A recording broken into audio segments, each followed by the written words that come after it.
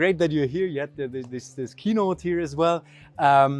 You're CEO of Sevisio, kind of the sponsor and bringing this event to life. Yeah. So, what was your motivation doing that?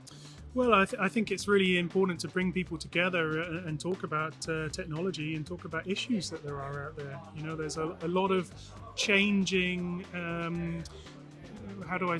there's a lot of change in the world, okay? And finance organizations have to be ready to change with that world. Whether it's a new war, whether it's the next pandemic, whether it's, you know, supply chain issues that start again. Being in the finance organization, you really have to be flexible. And in order to be flexible, you have to have the right tools, you have to have the right people, and you have to have the ability to change your plan as things change in the world. So I think it was a great event. It was fantastic. Having 100 people here, you know, was a great success. Absolutely. And with regard to the CFO crowd, there were many here. We also had many in front of the cameras. Could you classify, let's say, 2 or 3 main topics every CFO should work on currently? Or what are the major issues they are focusing from your point of view? Maybe you have also a lot of practical experience from your consultancy, etc. So any insights on that? Yeah, we see a lot of customers that really have an issue these days with cash management. So really collecting cash from their customers, paying cash out to their vendors, and really managing all of that cash that flows around. We specialize in networking capital solutions to really help our customers understand their cash management, but really have performance improvement measures that can help them drive change. In your talk, you mentioned, that it's equally important to focus on processes, on people and technology. Yeah. Could you also maybe sum it up in a few words, the main message of your presentation? Yeah, so I really think people, processes and tools are equally important. But if you don't have the right people in your organization and you don't position those people in the right sort of setup, okay, you cannot achieve a good implementation of a tool, okay? So in my opinion, I see this a lot. The real drive of change has to sit somewhere between finance and IT. So it's really about building your organization in a way that they have the ability to really change things through technology, but have that line into a CFO function to really understand the problem and design a solution from there.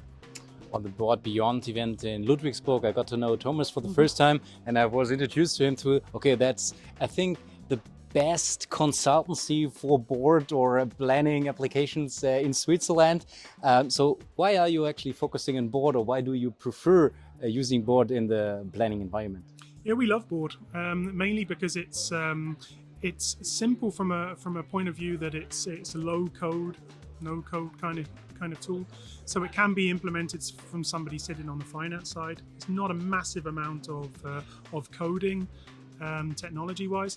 However, you can take it to a very scalable product very quickly.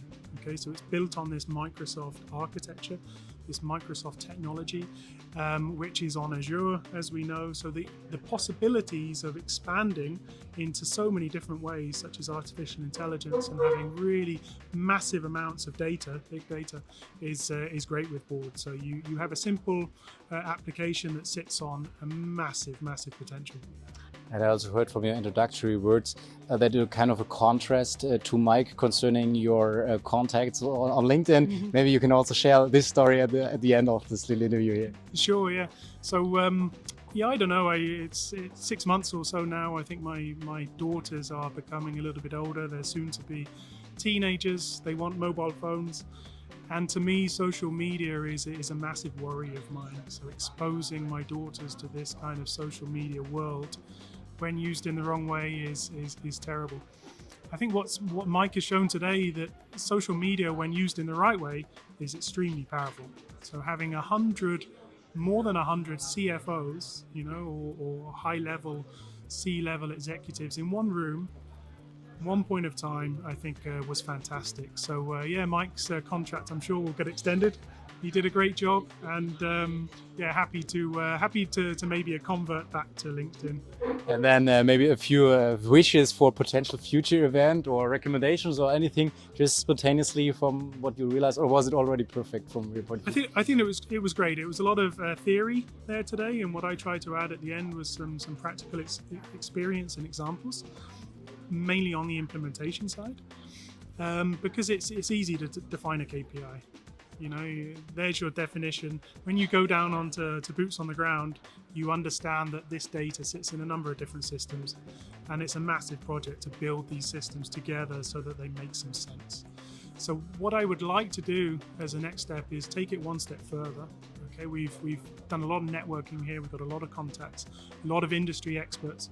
I'd like to break it down into small kind of pain points for customers, real examples, accounts receivable, cash management, inventory, slow moving, obsolete goods, this sort of thing, and really bring people that have an issue with that together into one room. It's a coffee event, it's something smaller. Talk about the problem and talk about who is tackling that problem in the best way, through data, through analytics, through planning, yeah, there will be some invites going out through the autumn and through the winter. So yeah, looking forward to that. Definitely also very close to many feedbacks I received to that question. So yeah, definitely heading in the right direction. And yeah, thanks a lot. Yeah, thank you very much. Cool. Cheers.